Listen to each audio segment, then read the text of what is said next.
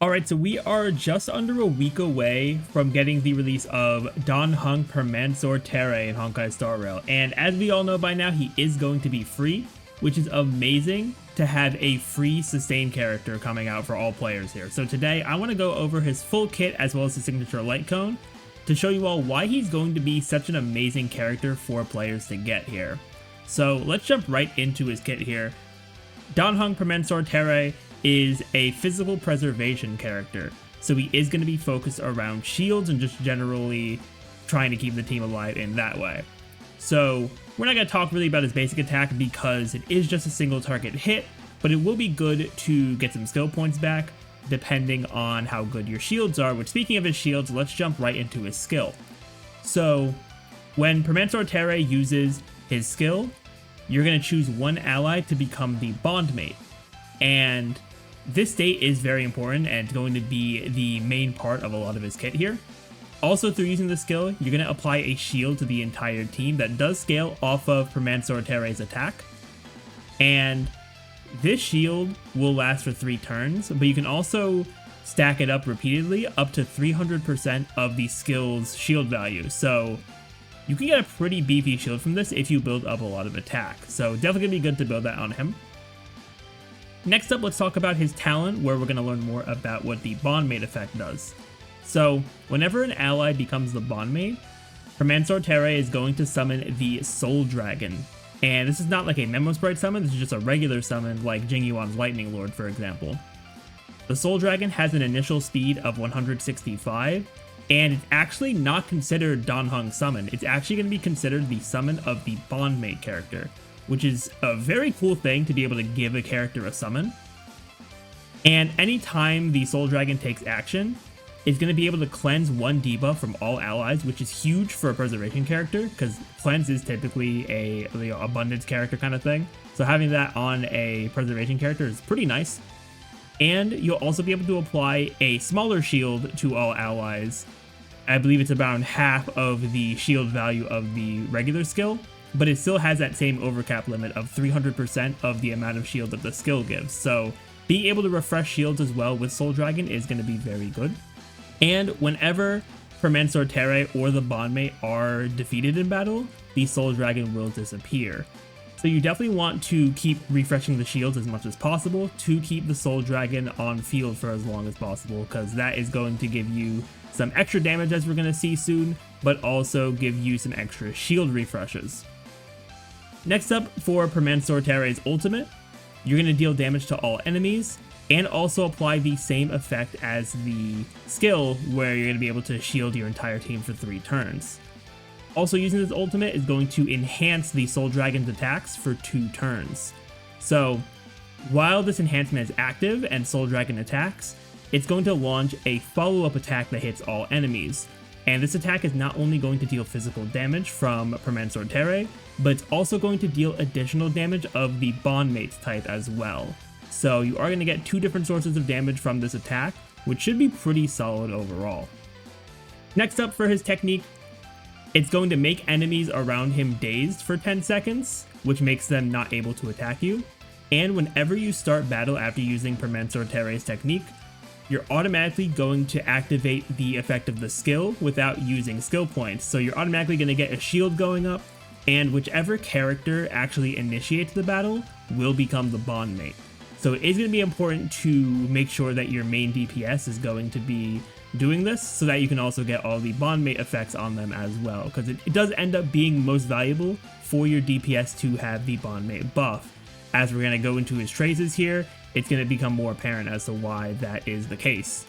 So going into the Ascension traces here, the Ascension 2 trace will increase the attack stat of the bondmate by 15% of Permansor Terrae's attack, which is really nice for any attack scaling DPS, so that they'll be able to do, just a bit more damage with the extra attack there. Plus, Permansor is attack scaling anyway, so this should be a pretty decent buff. Then for his Ascension 4 trace, his action is going to be advanced by 40% at the start of battle, and anytime the bondmate attacks, Permansor Terrae is going to gain 6 energy, and the Soul Dragon will get a 15% action advance as well, giving Permansor more energy to get to that ultimate to restack the shields, as well as bringing Soul Dragon up a bit more on the action order to get that shield refresh as well. Then for the Ascension 6 trace, anytime the Soul Dragon takes action, it's going to provide an even smaller shield effect to the ally with the lowest current shield, which is nice because it stacks on top of the shield effect that it already gives. So you're going to be able to give whatever ally has the lowest shield a slightly bigger shield, which is going to mean they're going to be able to take more hits. So that is definitely good as well to just keep the team alive. And also for this trace, whenever the Soul Dragon takes an enhanced action after Permansor Terrae's ultimate, it's going to deal an additional instance of damage to the enemy with the highest current HP, which a lot of times will be the boss or elite enemy that you're fighting, and the type of this damage is the same type as the bondmate as well. So that is just another way to get a bit more damage out there. Then finally, for the stat traces, Permansor Terrae is going to get 28% attack, 22.5% defense, and 5 speed, which are all very solid stats for him, especially that attack and speed, because those are really the main stats he's going to need, since he is going to be scaling off of attack for his shields. So that is the base kit there for Permansor Terrae. Honestly, very solid. But now, because he is free, I think Eidolons are definitely a bit more important here to talk about, because since you don't have to pull for the base copy, people may be thinking about getting some vertical investment, whether it be Eidolons or his signature light cone, which we'll talk about after this. So starting out with his E1, whenever Permansor Terrae uses his ultimate, he's going to recover 1 skill point, which is always good. And this will also increase the all-type res pen of the bondmate by 18% for 3 turns, giving you another way to increase the bondmate's damage. So this makes it really good for any kind of attack scaling DPS, pairing this with the Ascension 2 trace there. Then for his E2, it's going to increase the amount of enhanced actions that Soul Dragon gets when using Permansor Terrae's ultimate. So before this E2, you only had 2 enhanced actions, now you're going to have 4, which is really good to get the extra effect of the enhancement. Also, after using Permansor Terrae's ultimate, the Soul Dragon will have its action advanced by 100%, which, you know, it's a Dan Heng unit, so we have to have a 100% action advance in there somewhere. So we are going to be able to get an enhanced hit right out of using his ultimate, which is super nice to have, you know, a burst of damage there. Also, whenever the Soul Dragon takes an enhanced action, the additional damage of the bondmate's type will now deal damage equal to 200% of the original damage, which is super nice to just deal a bit more damage there. And this attack will also give 200% of the original shield value as well. So more damage plus more shields is going to make this a very powerful Eidolon here. Next up for Permansor's E4, it's just going to make the bondmate take 20% less damage, which I guess is nice, but kind of pales in comparison to the other Eidolons because it doesn't give as much value in terms of damage or even like team survivability. It just gives extra survivability for the single bondmate. Then finally, for the E6, whenever an ally is the bondmate, all enemies will take 20% more damage. And the bondmate will also be able to ignore 12% of enemy defense, which this, paired with all the attack and res pen buffs from the kit as well, you're going to get a pretty sizable damage increase from having this E6 here. Also, when Permansor Terrae uses the ultimate, the bondmate will also deal additional damage to all enemies now, giving him another way to deal some extra damage there as well. So those are all the Eidolons there, definitely very solid. But before we get into my overall thoughts on Permansor Terrae here, let's talk about the signature light cone, because this light cone is pretty crazy, especially for a character that we're getting for free. So his signature light cone is going to give a 64% attack buff unconditionally, and anytime the wearer of this light cone uses their ultimate, they're going to heal all allies by 10% of the wearer's attack, plus an additional healing towards the ally with the lowest HP by 10% of the wearer's attack as well. So whichever ally has the lowest HP, they're going to get double the healing from this.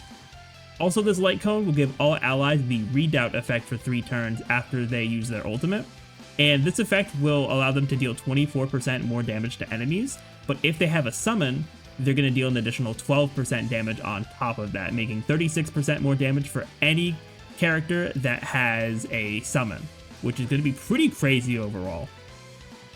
So that is everything for the signature light cone and the kit.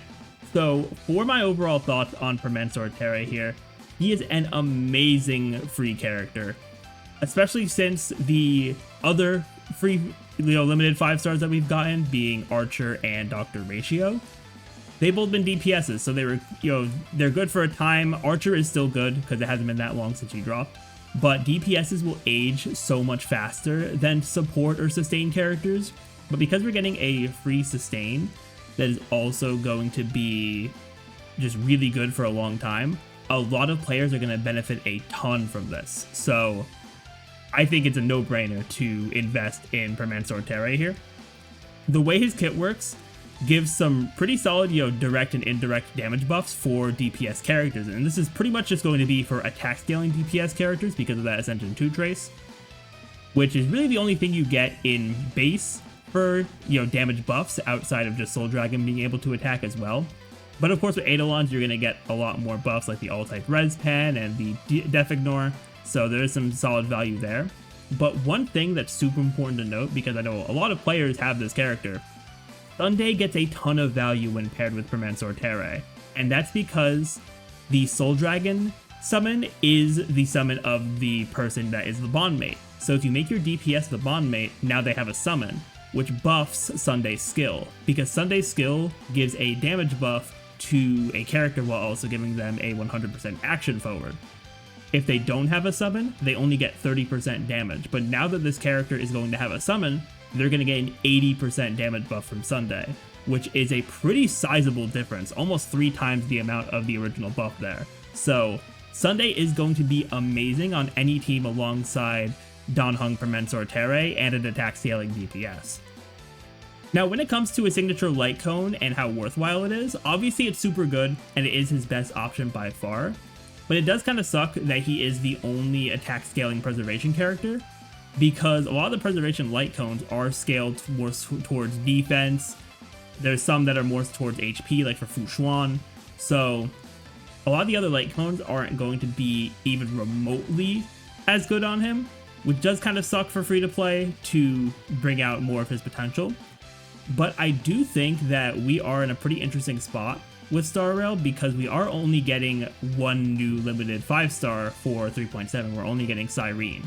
And since Permansor Terrae is the second half, I honestly urge people to wait till we have the official kit stuff for Cyrene in a couple weeks here. See if you feel like you're going to be pulling for her, or you have the resources to pull for the Dan Heng light cone here. Which, if you can get both of them, then great, right? Because I'm sure Cyrene will probably end up being some kind of supporting character, but nothing official is out yet. We'll have to wait for that from the live stream, but we'll see what she has. But either way, this light cone and this character just in general is going to be very good, and honestly, W Hoyo for giving this out for free, because Dan Heng Permansor Terrae is probably going to carry people through endgame for several months at the very least. But that's really it for me. I'd love to hear your thoughts about Permansor Terrae in the comments down below. Maybe I'll do a video going through the endgame modes with him, because I feel like he is going to be very good. But that's going to be it for me. Thank you all so much for watching. If you enjoyed and want to see more content from me, be sure to hit that subscribe button. But with that, everyone, I will see you all next time.